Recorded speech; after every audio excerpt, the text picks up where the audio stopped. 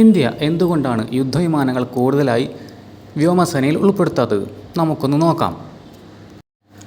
ഏതാണ്ട് 20 വർഷം മുമ്പാണ് വ്യോമസേന 114 യുദ്ധവിമാനങ്ങൾ വേണമെന്ന ആവശ്യവുമായി കേന്ദ്ര സർക്കാരിൻ്റെ മുന്നിലെത്തുന്നത്. അന്ന് കോൺഗ്രസ് ആണ് ഭരിക്കുന്നത്.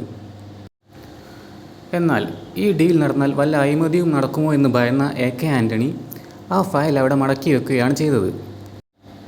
ആ ഡീൽ അങ്ങനെ നടക്കാതെ പോയി. അങ്ങനെ കോൺഗ്രസ് ഭരണം കഴിഞ്ഞ് BJP അധികാരത്തിലേക്ക് വരുന്നു. 114 യുദ്ധവിമാനങ്ങൾക്ക് പകരമായി മോദി 36 റാഫേൽ യുദ്ധവിമാനങ്ങൾ മാത്രമാണ് ഫ്രാൻസിൽ നിന്നും പർച്ചേസ് ചെയ്തത്. അമിതമായ വില കാരണമാണോ, സാങ്കേതിക വിദ്യ കൈമാറാത്തത് കൊണ്ടാണോ എണ്ണം 36 ചുരുക്കിയത് എന്നുള്ളത് ഇന്നും വ്യക്തമല്ല. ഉടനെ 83 തേജസ് യുദ്ധവിമാനങ്ങൾക്കും ഇന്ത്യ ഓർഡർ നൽകി. ഇതിൻ്റെ എൻജിൻ അമേരിക്കൻ കമ്പനിയായ ജനറൽ ഇലക്ട്രിക്സിൽ നിന്ന് വാങ്ങാനാണ് സർക്കാർ തീരുമാനിച്ചത്. എന്നാൽ കോവിഡും മറ്റു കാരണങ്ങളും പറഞ്ഞ് ഇതിൻ്റെ എൻജിൻ നൽകുന്നത് ഒരുപാട് വൈകി. ഇത് അമേരിക്ക മനഃപൂർവ്വം വൈകിപ്പിച്ചതാണ് എന്ന ആരോപണവും ഉയരുന്നുണ്ട്.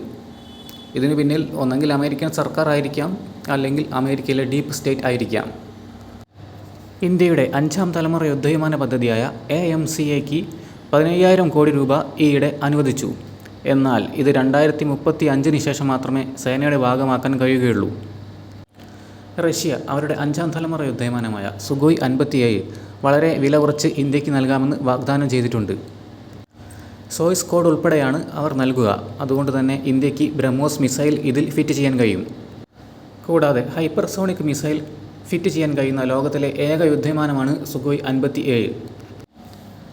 ചുരുക്കി പറഞ്ഞാൽ 20 വർഷം കൊണ്ട് 114 യുദ്ധവിമാനങ്ങളെങ്കിലും സേനയുടെ ഭാഗമാകേണ്ടതായിരുന്നു. എന്നാൽ അതിനു പകരം വെറും 36 റാഫേൽ യുദ്ധവിമാനങ്ങൾ മാത്രമാണ് വ്യോമസേനയ്ക്ക് ലഭിച്ചിട്ടുള്ളത്. ഈ കാരണം കൊണ്ടാണ് വ്യോമസേനാ മേധാവി കടുത്ത അതൃപ്തി പ്രകടിപ്പിച്ചുകൊണ്ട് അടുത്തിടെ മുന്നോട്ട് വന്നത്. യുദ്ധവിമാനങ്ങളുടെ കരാർ ഒപ്പിടുന്നതല്ലാതെ യുദ്ധവിമാനങ്ങൾ സൈന്യത്തിൻ്റെ ഭാഗമാകുന്നില്ല എന്ന് അദ്ദേഹം പറഞ്ഞിരുന്നു. റഷ്യയുടെ ഓഫർ ഇന്ത്യ സ്വീകരിച്ചാൽ അത് ഇന്ത്യക്ക് വളരെ വലിയൊരു നേട്ടമായിരിക്കും. ഇന്ത്യ യുദ്ധവിമാനങ്ങൾ വാങ്ങാതിരിക്കാൻ രാജ്യത്തിന് അകത്തുനിന്നും പുറത്തുനിന്നും ചില ശക്തികൾ ശ്രമിക്കുന്നുണ്ട് എന്ന ആരോപണവും ഉയരുന്നു. ഇന്ത്യക്ക് നിലവിൽ 40 സ്ക്വാഡ്രൺ യുദ്ധവിമാനങ്ങളെങ്കിലും ആവശ്യമുണ്ട്. എന്നാൽ നിലവിലിപ്പോൾ 30 സ്ക്വാഡ്രൺ യുദ്ധവിമാനങ്ങൾ മാത്രമേ ലഭ്യമായിട്ടുള്ളൂ. ഇന്ത്യ അടിയന്തിരമായി യുദ്ധവിമാനങ്ങളുടെ എണ്ണം വർദ്ധിപ്പിക്കേണ്ടതുണ്ട്. കരാറുകൾ ഡിലേ ആകുന്നത് രാജ്യസുരക്ഷയെ ബാധിക്കുന്ന പ്രശ്നം തന്നെയാണ്. പാകിസ്ഥാന് ഉടനെ തന്നെ ചൈന 5ാം തലമുറ യുദ്ധവിമാനം നൽകുമെന്ന് ഈയിടെ റിപ്പോർട്ടുണ്ടായിരുന്നു. ഇത് ഇന്ത്യക്ക് വളരെ വലിയ തലവേദനയാകും. നിലവിൽ ഇന്ത്യ ഒരു 5ാം തലമുറ യുദ്ധവിമാനം പോലും ഉപയോഗിക്കുന്നില്ല. കേന്ദ്ര സർക്കാർ ഉടൻ തന്നെ ശരിയായ നടപടികൾ സ്വീകരിക്കുമെന്ന് നമുക്ക് പ്രതീക്ഷിക്കാം.